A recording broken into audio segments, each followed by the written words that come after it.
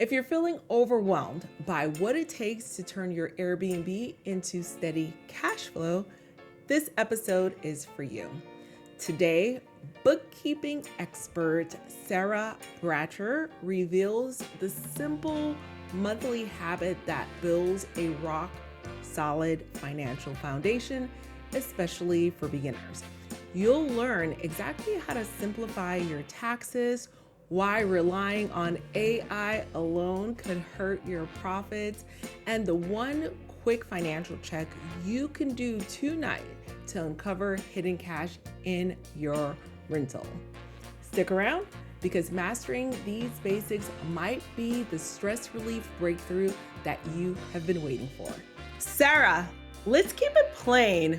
What should investors actually expect when hiring a bookkeeper who gets real estate?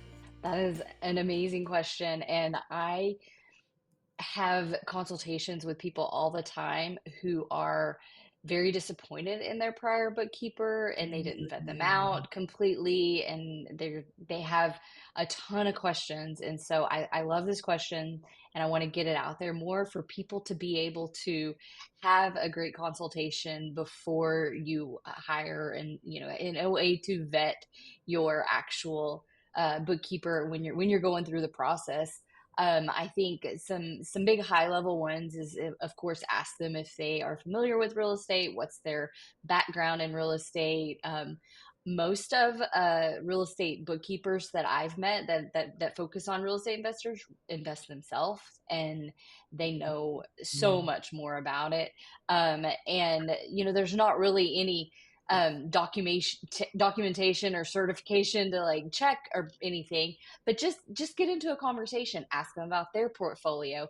You need to interview them as much as they're interviewing you to get you a quote, because you want to make sure that you have a connection there, like, and in that conversation if they're going to be a good fit with you. But so the first question is, the big, do you work with real estate investors? Do you have any properties yourself?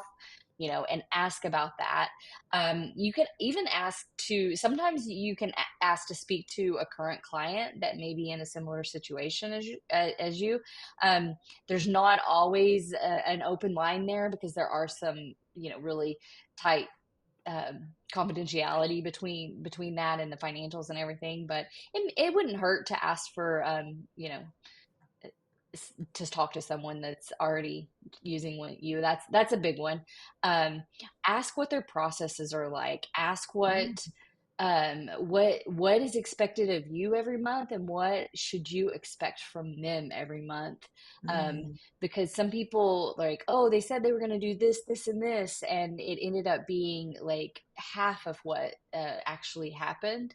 And I see that happening some. So know what to expect. Know if you were going to have to do any of the work, to help get your books, your transactions categorized and all that other stuff. But those are the big things. Have them walk you through what a typical month would look like to make sure that's really what you need. And I think a lot of people aren't familiar with what the bookkeeping process looks like.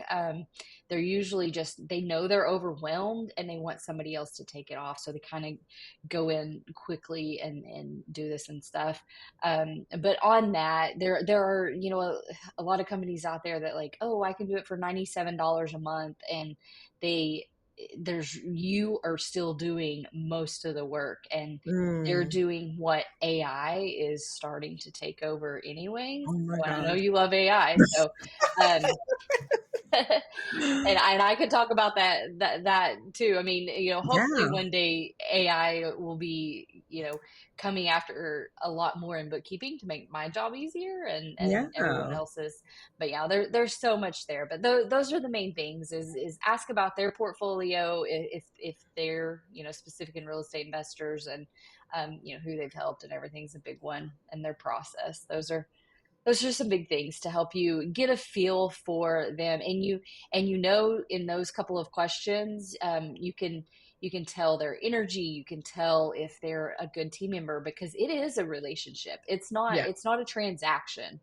um, if your financials are one of the most important pieces of your business, and so you need to have some kind of connection with that bookkeeper. And not everyone is meant for everyone. It's fine if you ever have a consultation with me and you're like, yeah, I didn't vibe with her, that's fine. There is somebody out there that will, that is more on the same wavelength as you. So interview them just as much as they're interviewing you is my biggest tip on that. That's amazing. And I'm so glad that you sprinkled in a little bit of AI. Could you share like one or two things that you see? If you could look in the looking glass to see where you would expect AI to take over some of the repetitive or mundane tasks that some So bookkeepers are leveraging. I've been testing the waters myself, and I give them like a settlement statement, and I'm like, hey, give me what a journal entry would look like. And it's not there yet. It's Hmm. still like, okay. And I say, ask me some questions if you need. And it's just not quite there. You still need a lot more information than most, especially first time investors, would know. So I'm testing that out, and maybe I build a model myself, and for some people, and Yeah. I'm hoping one day. But I can see, and I don't know how far in the future. It could be in 6 months, it could be in 10 years, but I could see where instead of hiring a bookkeeper, you just put it all into ChatGPT and it spits out the reports you need. Yeah. Um, all right, it may not be Chat GPT by then. Maybe some other model comes out, but I suspect that eventually it will get into some space like that. But I Yeah. still think you would need the human connection, Yeah. um, because there's so many moving parts. So I Yeah. still think there's going to be a need for some type of high level bookkeeper to help you down the line. But all of the data entry, I think, will be probably streamlined quite a bit.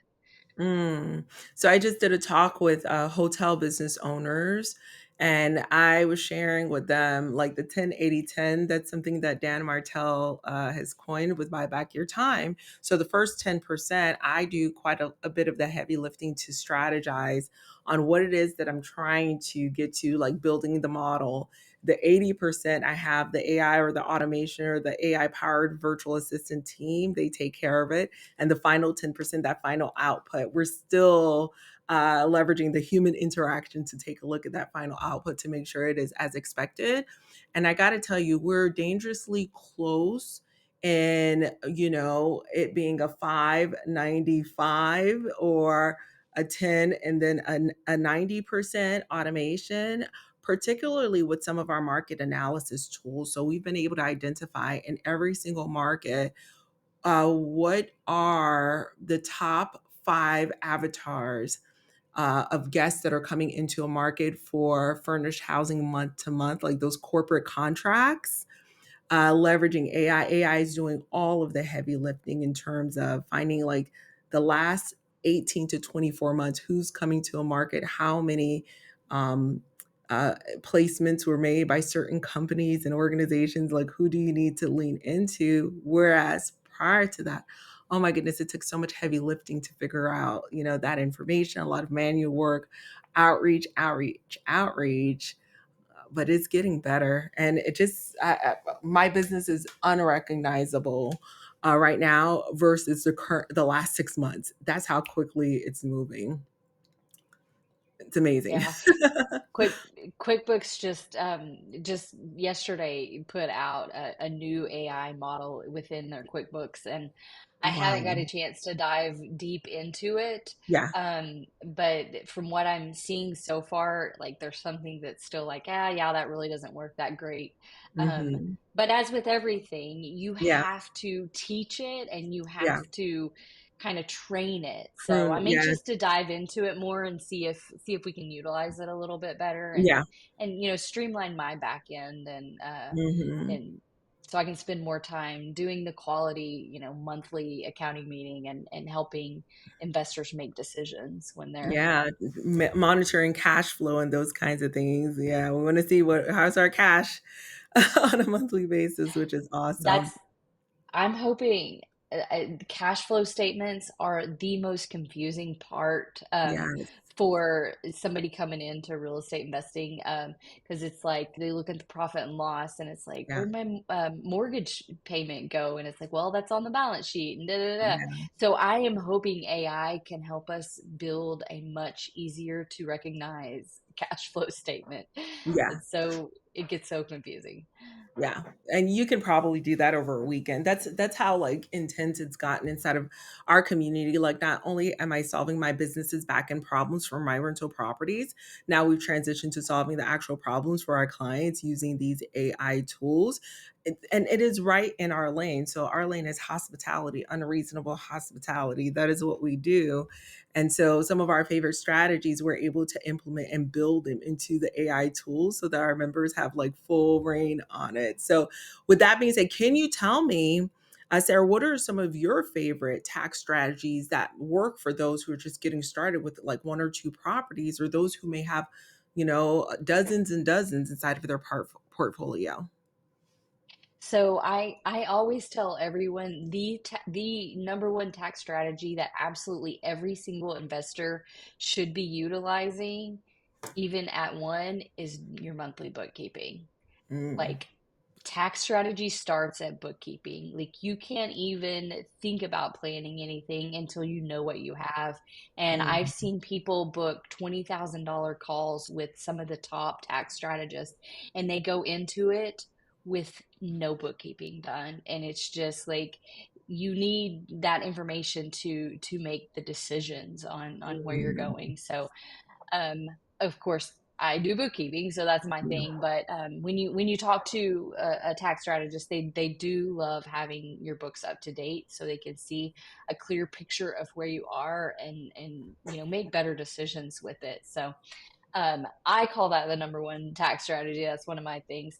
But as far as actually well, and it does reduce your taxes, because if you do it monthly, you don't forget about those little bitty expenses that you put on your personal credit card because you wanted the points, and like it all gets dispersed throughout everything. It's like, yeah, oh, I'm going to go to this conference, and they put it on their personal card so they can get the points for it, and they forget to put it in their books. And come January or February, when they're trying to rush it all through, they forget about, that $6,000 trip to Vegas they took to learn all about, you know, real estate. And so yeah, it does save you because you need to deduct that.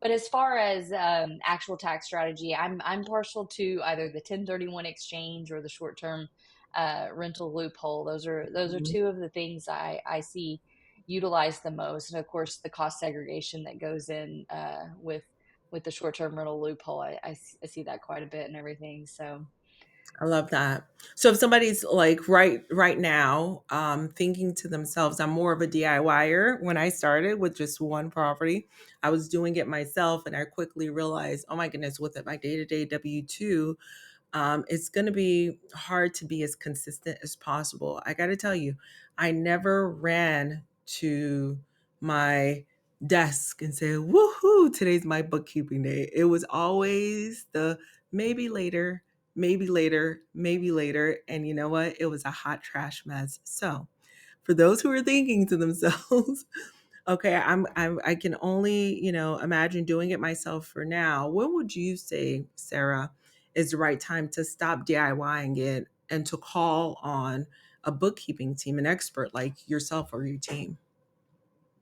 So I think right now is the best time, because there are options that you don't have to pay for the monthly bookkeeping to do that. But there are other options, like we could do what I call a diagnostic review, where I can come in and look at all your books, and then we have an hour-long meeting, and we go over everything, and we get you set up for the next year, and we don't have to meet again for the next year. And it's it's I think it's helped so many um, real estate investors since I've been offering this, and it's just helped getting them on the right track so they can just keep on moving forward, and always take advantage of the free consultation to pick my brain or someone else's brain, to, kind of see what is involved with it and when it would be best for you.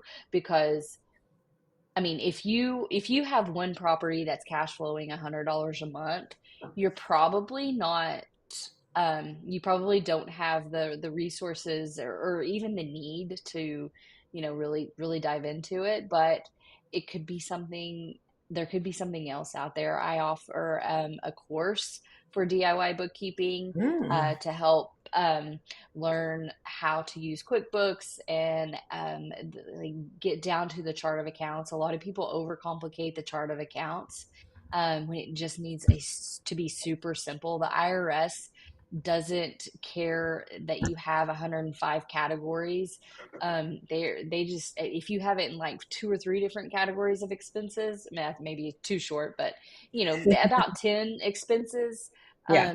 they're fine seeing it like that. So just, and I dive into all that. But back to what you were saying about sitting down for bookkeeping day is and that's the mindset I see from a lot of people, because it is such a huge task and mind suck from you, because it's like you got to do all this, and it's not a lot of people's favorite activity. So I'm hoping to get out there more and have more people excited about it. There's so many great things that can come from reading your financials every month and keeping those up to date. So I'm on a mission to help real estate investors take the bookkeeping sucks attitude and like get into a really go-getter attitude about it and say, all right, this is going to help me move forward. I love that. And I love that you explained some of the myths, right? Which is, have a very large chart of accounts. Well, let's talk about that for a second. For those who are not acquainted with that terminology, what is the chart of accounts? The chart of accounts are, the basic categories that you see on your income statement or your profit and loss statement. It's usually, your rental income is kind of your above the line income. And then below the line income or expenses is, you have your utilities, you have maintenance, repairs and maintenance. You have interest expense from your mortgage and stuff like that.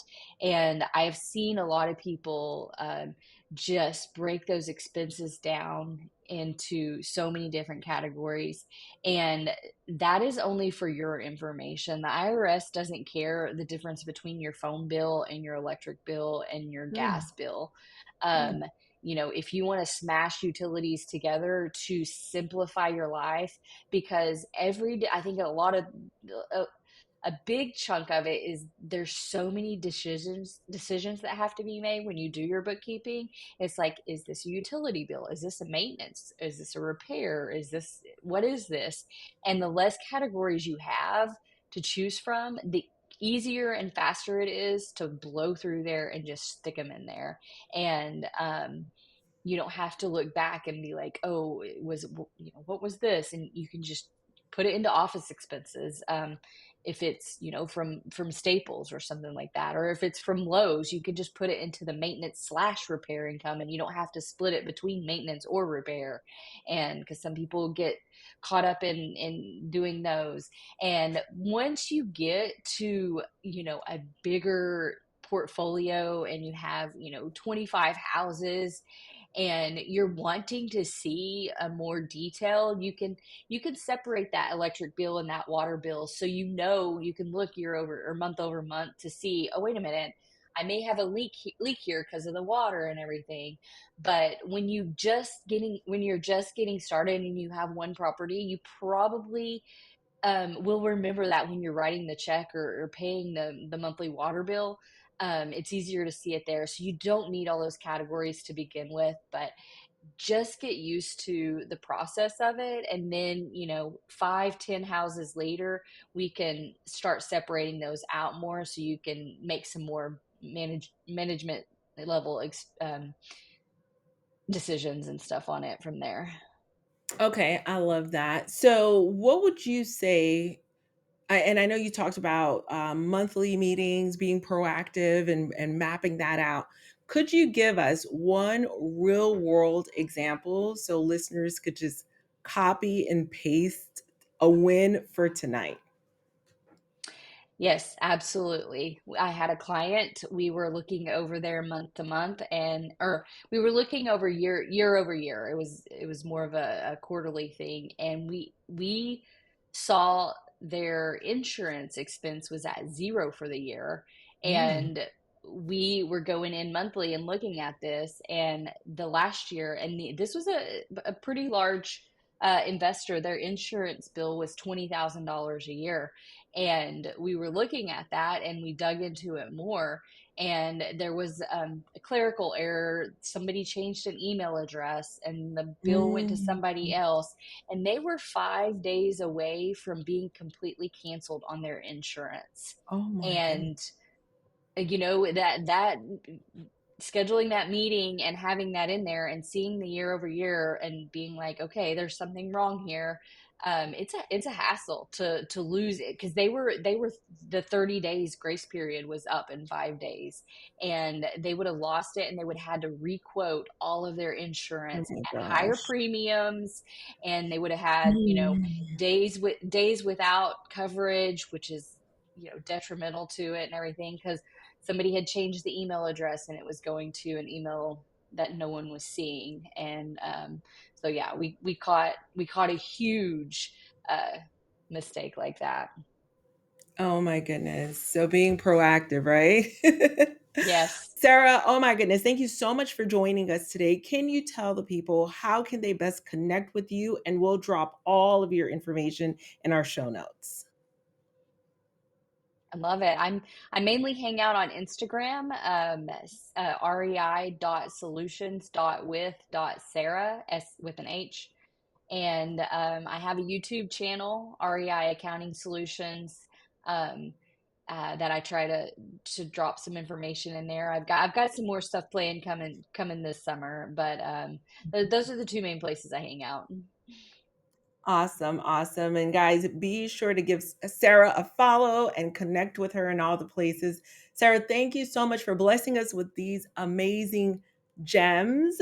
Friends, remember, investing isn't just about the digits, it's about the destiny. So if you are ready to train burnout for breakthrough, slide into Sarah's DMs, slide into my DMs. I'm Dr. Rachel Gainsborough, and this has been the Luxury Rental Doctor Show, keeping your profits healthy and your spirits wealthy.